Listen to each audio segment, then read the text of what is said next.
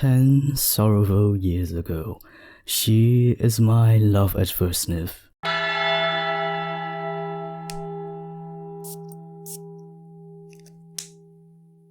It was just 2 months after I bought my first perfume ever.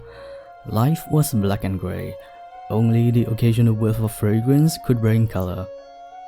I had spent a good half an hour lost within the labyrinth of cosmetics adorned in silver and gold, and then I found it. One tiny stand with a lady behind it. Looks like her own nails were her priority. She must have thought I was looking for my mother. Intimidated by the smell of face powders, I hesitantly sniffed 2 or 3 paper strips with perfume sprayed onto it, and asked politely, "Can I take this with me and think about it?" She paid no attention to me and I shoved the paper strips into my pockets. On the way home, shaking from both the cold and undiagnosed anxiety, I caught something in the air. It was dry as bone, cold as the wind, and unlike anything I have ever sniffed in my entire life. And at that moment, I thought I found my soulmate in the form of a scent.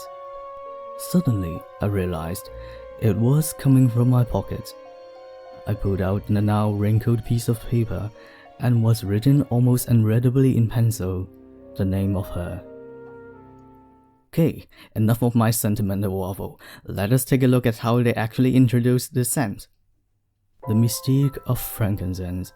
In Laureline, the many shades of grey symbolize her break with the past and the stripping away of the layers of the fine dust which veils her memories. There are only 3 notes listed for this fragrance: black pepper, dry woods, incense.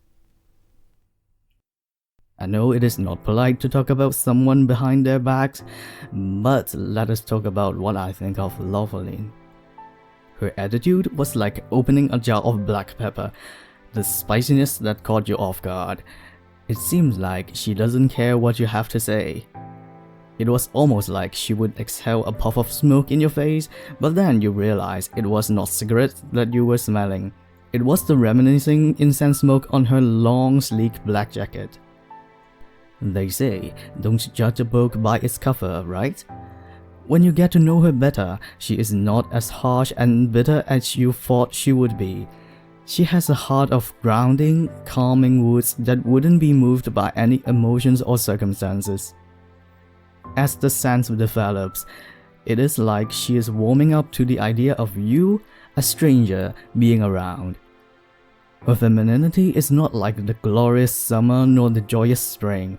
It is the touch of peppery, powdery musk that comes through when being worn on skin.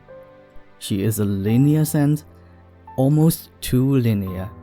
She isn't meant to be a classic top note, hard note, bass note composition. Instead of saying she is out of this world, I would say she is not attached to the world. She refuses to be moved by anything but herself. She is the embodiment of niche perfume. She isn't meant to be worn by just anyone. You don't choose her, she chooses you. In my opinion, if you want to start exploring niche perfumes, Laureline is a great starting point. She is not a perfume nor a fragrance, she is a scent. You won't necessarily think to yourself, she is the nicest perfume you have ever sniffed in your life. It takes time to see the beauty of her. And you do get to take your time. She isn't going anywhere once you apply it on clothing. I would catch her scent on a scarf that I haven't worn in a week. Now you understand the reason I had the same bottle from almost 10 years ago. I always apply minimal amounts and she is still detectable from arm's length. Don't worry, she knows her boundaries. She is not going to suffocate anyone around her. When she leaves the room, she is gone without a trace. Yet I bet everyone is still thinking about her after she left. If you ask me, Laureline is quite a wearable scent only if you are an introvert. Most people would not be opposed to her presence, but she is definitely going to turn some heads. She performs quite differently on skin, therefore I would recommend doing a trial before your purchase. Unless You are getting the 10th anniversary bottle. Then what are you waiting for? It is going to be sold out anytime. Personally, I enjoyed this perfume so much that I am starting to hoard its minis and travel-sized bottles. By the way, Loveline is almost always an available option when your purchase comes with complimentary minis. Keep that in mind when your next purchase from them.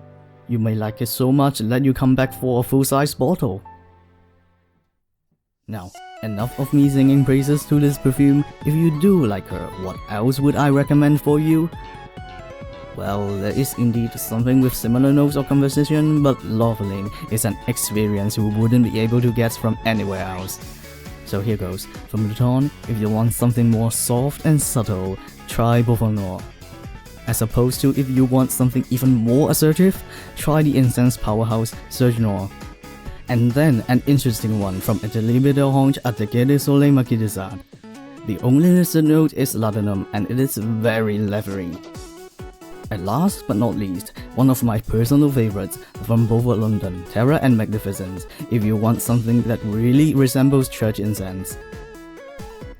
That's about everything I have to say about Loveline by Serge Lutens. Let me know in the comments what do you think of her, would you wear this scent yourself? Happy sniffing and I'll see you soon.